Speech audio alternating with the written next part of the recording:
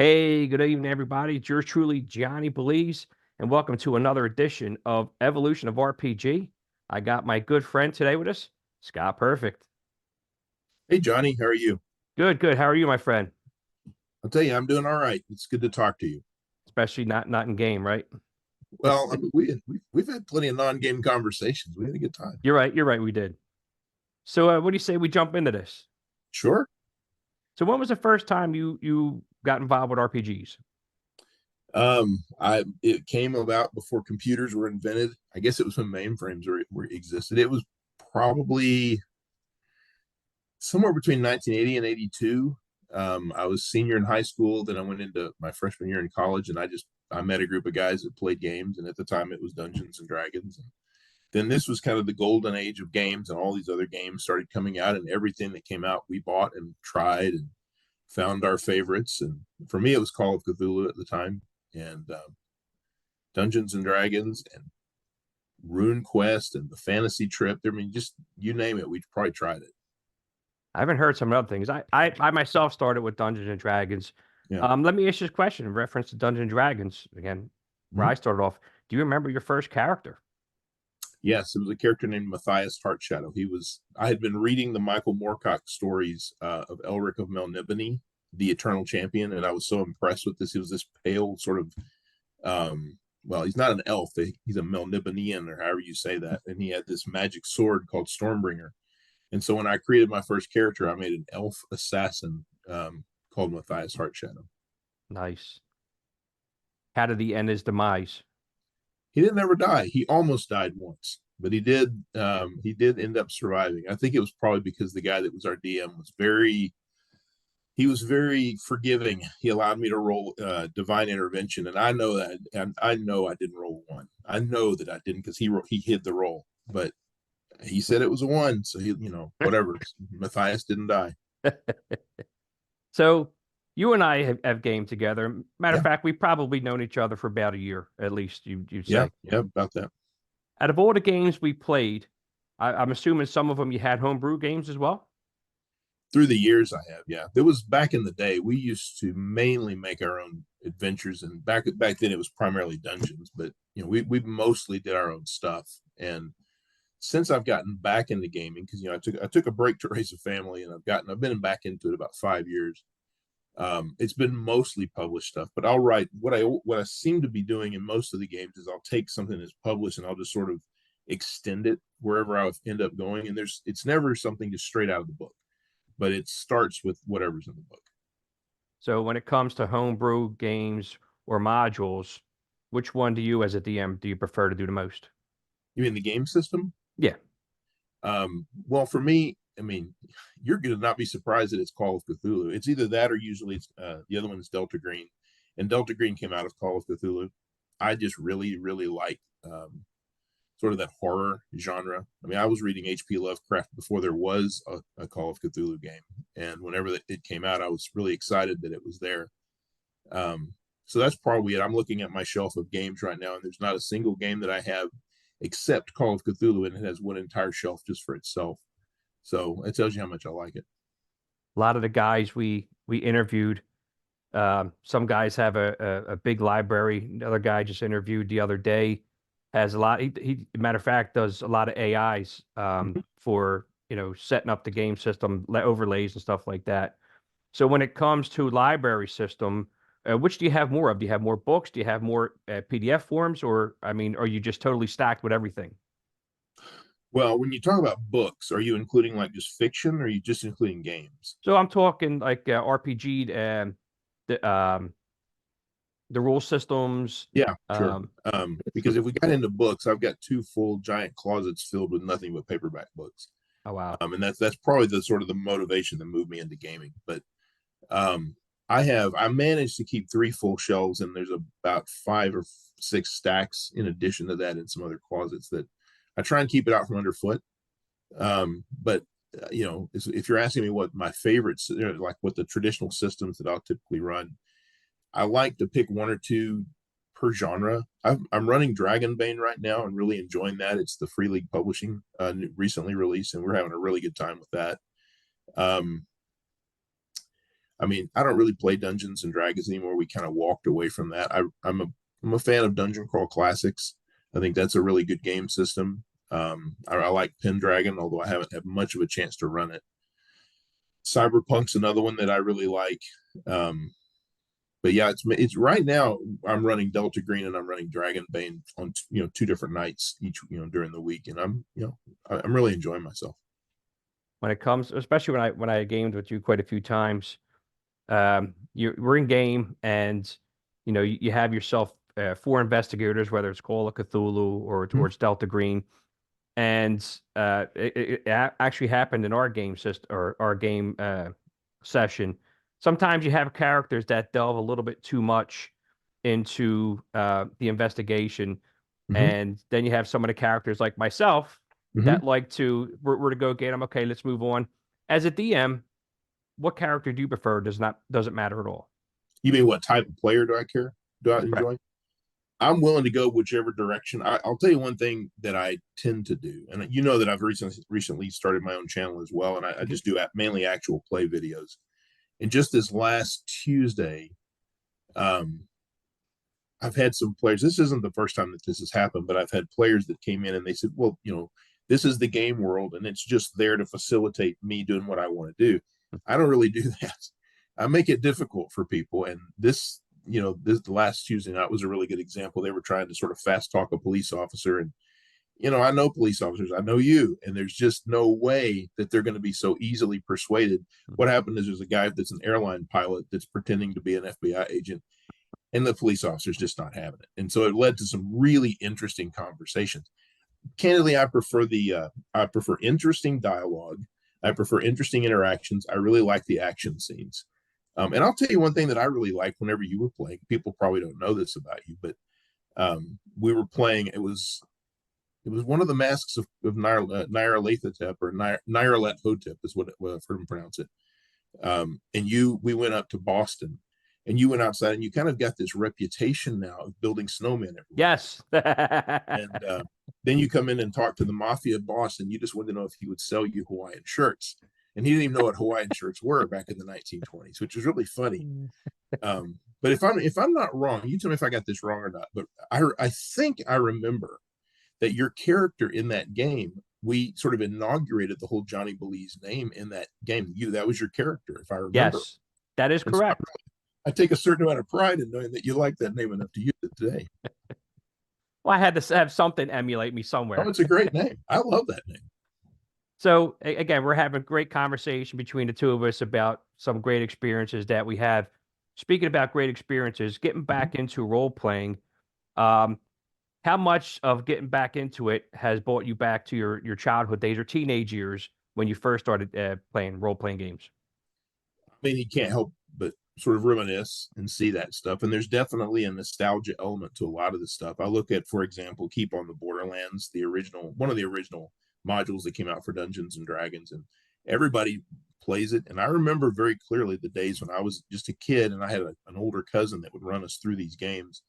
And I remember going through that and just thinking how just mysterious everything was. It was just really fascinating to me. And so, I mean, I don't run a lot of old nostalgic modules anymore. I mainly stick with the new stuff, but there's definitely that nostalgia element. It comes out pretty frequently with me.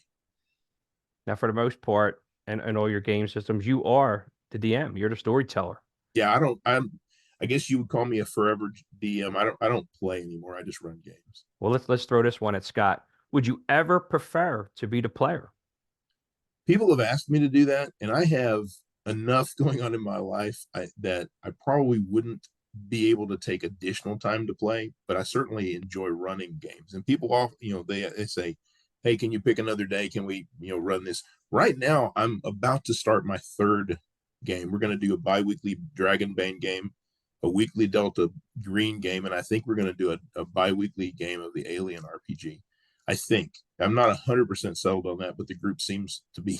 They Yeah. really want to do that, so I think that's probably where we'll go. And so I enjoy running the games. I enjoy telling the stories. Now you know as much as I do, being in the profession I am, it's tough for Yeah, me to come in to play season or continuous sessions. yeah, With yeah. that being said, and I know you've ran into it because I was one of your players. Um, have you ever thought about just doing one-shot games for the good players that you've had in the past that just can't commit to being at every single game? Yeah, I'm trying to do that for this alternate game because we have, for instance, you remember William played with you for a while, and he's having a similar issue. He's got commitments at work, commitments with his family. He's like, hey, I can play 2 or 3 sessions, but don't ask me to play for a year. And so we're really tending towards. It's actually one of the things I like about Delta Green is they have these limited modules. We're actually going through a module called Ex Oblivion right now, and candidly, these agents have no idea what's about to hit them, and I'm just looking forward to that moment next Tuesday when they see it. But we are setting it up in a way that if somebody has to step away at the end of that module, then we can just move to the next module. It doesn't require the same exact agents every time or the same exact players, and that seems to be working pretty well. If you're around a group of guys, whether at work or at a social event, and somehow or another you got into talking about playing RPGs. Somebody that at the table, maybe you've been friends with it a long time, and you would really like this person to come and play. How would you convince that person to come into the RPG world? Well, I've got a friend, one of the guys that plays with us every other Monday. He was part of that group back in the 80s. And we've stayed friends through the years. Really, I think it's about if someone has, I guess there's a few elements. One is if they have a really good imagination or if they enjoy reading fiction. It doesn't have to be science fiction. And, I read a lot of Westerns. I read a lot of espionage, things like that. So just if they have a good imagination, and if they've ever wanted to sort of guide the story more than read the story. And so I'll kind of appeal to that. And I think it's a really good sort of way to socialize with other people. Sometimes, I mean, that's candidly, that's one of the ways that I built my group of friends is we got together and played games constantly. And I'm still friends with a number of them today. And, so from that perspective, they look, these are great guys. You'll enjoy hanging out with these guys. You can sometimes get people to come in from that perspective. I mean, it's just really my experience. If you've got a friend and they're willing to be open-minded and see what your hobby is all about, I've not seen too many people that come in and say, yeah, I don't like this. Usually if they're there once, they're going to stay around. Yeah. When it comes to DMing, what would be your ideal number for players, and what would be a little bit, maybe, I wouldn't say too excessive, but just maybe a player or two over the amount of players you would desire to play in a game? Well, Mike, from up in Mike O from up in Minnesota, he joined my very first Dungeons and Dragons game because the thing that brought me back was this online element because I thought it was really cool. I'd never had battle maps and things like that before. And he contacted me, and I had already built a group of 7 people. And he said, hey, can I join? And I told him, I said, I think 7's about as much as I can do. And then I got second thoughts, and I reached back out and I said, yeah, I can probably handle 8. And I'm thankful I did because Mike and I are still friends today. And I wouldn't probably do more than, I mean, if you get more than 8's pretty hard. And this because in the games that we've played, there are people that have stronger personalities and they'll sort of dominate the conversation, and it's difficult. And I try my best to sort of unplug and plug in over here and let other people do their thing. But sometimes that's challenging. And, 4 to me is a really good number. 5 is a good number. 3 is probably the minimum. I mean, I'll do 2 people if there's just 2 people wanting to play a game. I have done that, and the one I'm thinking of went really well. But if you have a regular group of 3 or less, what happens is people drop out for a week or whatever, and you got to skip that week. If you got 4 people, 5 people, 6 people, you can usually still run the game even if somebody's not able to be there. My spin-off question to that, usually, when time-wise, what would be your ideal time-wise for a duration of a game? As a matter of fact, I have a friend that's a lawyer, and I've been trying to persuade him to get back into playing. He played with us back in the 80s, and I didn't realize one of his objections was, he said, I can't take that much time, because back in the day, we would just get together and we would play until we finished whatever the module was. And so we'd get together at like 6 in the evening and we'd leave at 2 in the morning.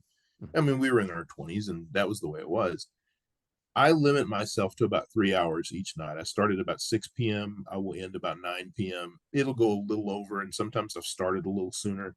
That's probably, I mean, there are people that are, I've seen players like, oh, I'd like to finish this or whatever. But 3 hours seems to be everybody stays fresh. Nobody gets too tired. So that's a good number for me, about 3 hours a session. I remember the first time you and I started talking. That's one of the first questions I asked, because when I was in a stream game before with some guys, remember I mentioned we were playing like 6, 7 hour Oh yeah, sessions, it and can to be brutal. them, yeah, and to them that was just like normal. Yeah, But it can be brutal. I don't think I could, I could do it, but my voice would dry out after that much time, and yeah, it's hard to stick in with 6 or 7 hours. yeah, let me ask you, from old school to new school, back in the day, playing around the table, hearing those dice crack against the table, or Mhm. just playing virtual. Which game system do you prefer? You mean just what game system, or do I prefer Well, online versus in person? online versus tabletop. Yeah, I think it was the fact that online had all the cool bells and whistles that drew me back in. But if I had I mean, I really miss having people around the table. I enjoy the guys that I play with online right now, but most of those guys I'll probably never meet face to face. You and I may never meet face to face, although I Unless do you come plan to on coming. Belize. I'm coming to Belize to hang out at some point. Yeah, I think there's a lot to be said for having a group of guys that you're in the same room with, and you draw the map out, or maybe you roll the map out and move people around. There's a lot of that I really do miss about the game, and I wish that I could find a local group here. But so far, I've not been successful doing that. Growing up, and I was a teenager, we were playing. One of our go-to foods was pizza. Matter of fact, the pizza guy down the street, I don't know if they did this where you're from, they used to have coupons on the boxes.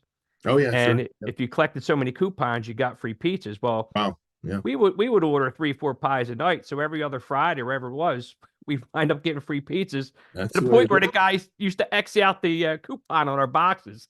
That's very funny. That's really So good. with you guys, what was your guys' go-to snack and drink while you guys played around the tabletop? Um, I don't remember there being anything specific. I do know we played at a place called the Campus Christian Center, which is maybe an odd thing to say, but it was it's a Christian group that I was part of, and we I had a key, and so we would get in at night and play there. The people that ran it knew about it; they were happy with it. But there was a Taco Bell right next door to it, and so a lot of people would just walk across to get the Taco Bell and bring it back. But I mean, we didn't usually order pizzas. We just had people bring whatever they happened to be bringing. And yeah, it was a pretty eclectic group.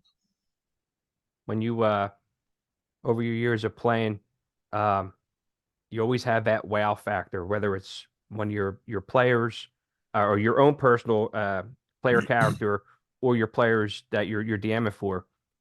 What would be one of those wow factors like during the game? Where you're like, holy shit! Yeah, well, you did one of them. One of them was you.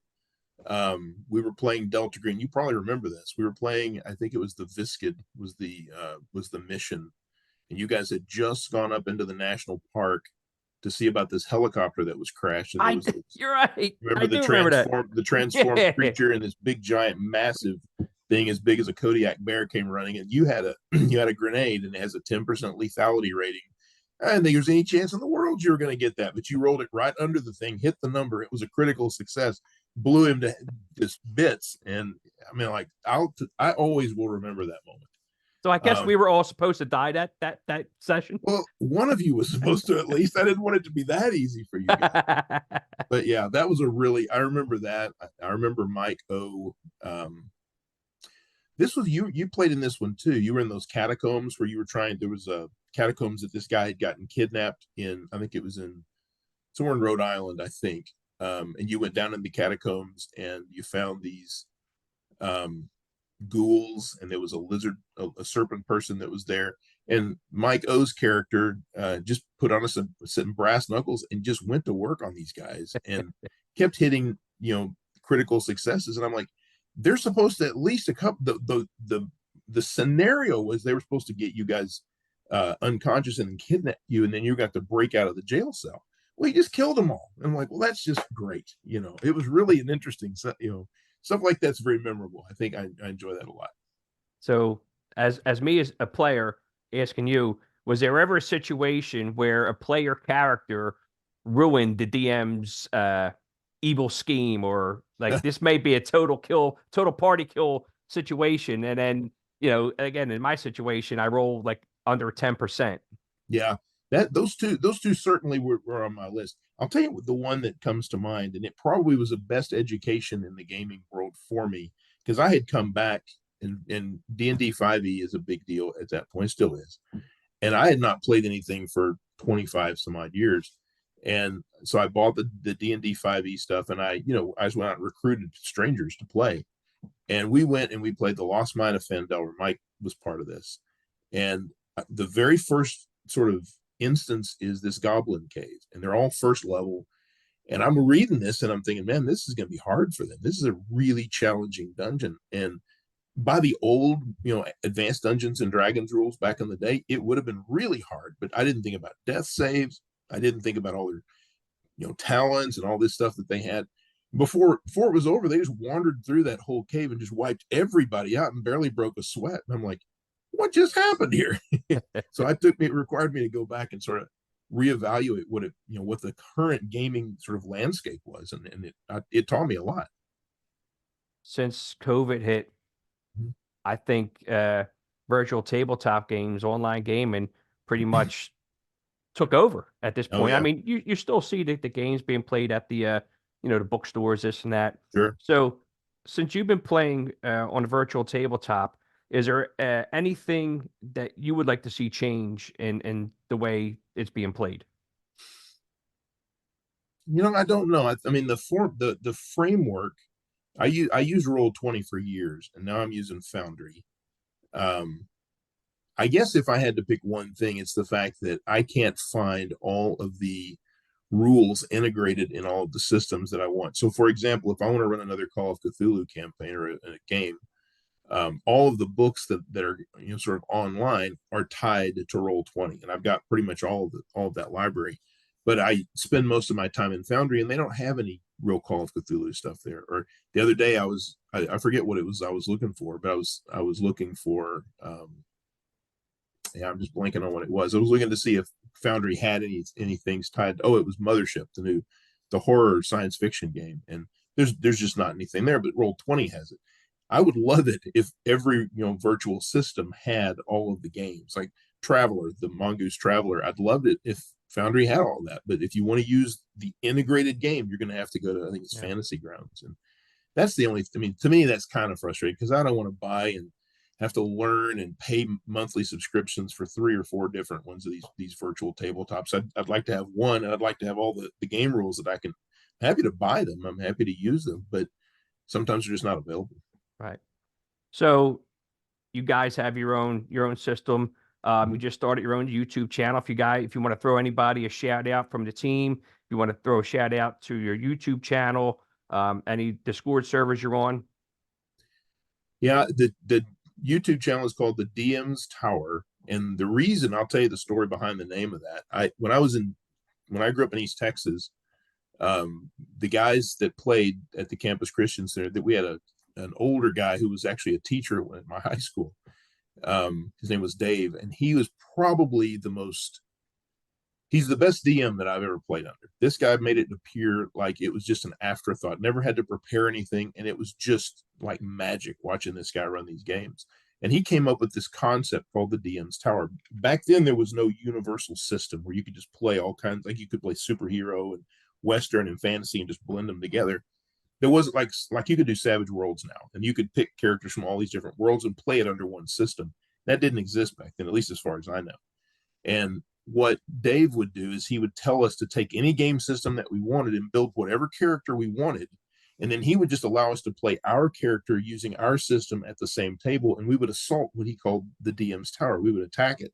And the idea is that there's a DM at the very top floor, and every level that we went to was a different game world. So I'm a Western guy, and suddenly I find myself in a fantasy setting trying to get through that. And I'm surrounded by a superhero on one side, a fighter, and a wizard, and all these different ones that are around me. And it was one of, and to this day is still probably the best experience I can remember playing a game. And Dave sadly passed away a few years ago, and so I thought, what better way to give a tribute to him than to call the channel the DM's Tower. And we're right now I've got some live play stuff with Delta Green. I've got some live play stuff with Dragonbane, and I'm trying to go through and create a how-to set of videos about the rules for Delta Green as well, because I don't see a lot of that out there. It would have helped me if I had it, but I'll make it for them. As far as shout outs go, Mike O, he's kind of my right hand guy. I mean, he and I do virtually everything together now, and I would have given you a shout out if you weren't the one interviewing me, because some of my best memories are you playing in our games. And I'll tell you this, Eli. There's a guy named Eli who's in Florida who is probably the funniest player that I've ever. He's one of the best role players. And every time he's in a game, I end up laughing, genuinely laughing out loud, because he's so creative and he's just got great ideas for characters. So, and there's a bunch of other, there's William that's out there, and Jim is out there, and Mike S, who was from East Texas when I grew up. There's just so many, and I don't want to forget anybody, but I would tell you all of these guys are just fantastic people to play with. And again, just how, like you said, virtual tabletop, how it's brought more people together, Oh, people yeah. that you would never ever meet in your lifetime, and Oh, yeah. it's like you guys are brothers now. It really is. They're some of my best friends, and they're going to look at this video when you publish it. They're going to say, "Oh, so that's what he looks like." Because Yeah. we don't turn the cameras on in the game. Well, I mean, and this goes out for everybody at Scott's. What's it? What's your system called? The Dungeons Uh, Tower? It's called the DM's Tower. Yeah, So DM's Tower. anybody at the DM's Tower, this isn't just for dungeon masters, storytellers, game masters, whatever you want to call it. You guys want to come out? You know me, Johnny Belize. You can just hit me up. And Scott, again, I want to take the time to thank you for You bet. coming on the show and sharing your journey through playing RPGs. It's been great to talk to you, Johnny. And if I don't talk to you again anytime soon, you keep counting down those days until you retire. I watched that on Facebook, and I'm highly jealous about where you're about to be moving. It's fun to watch. Well, Scott, it was great having you, and You too. we'll chat soon. Take care.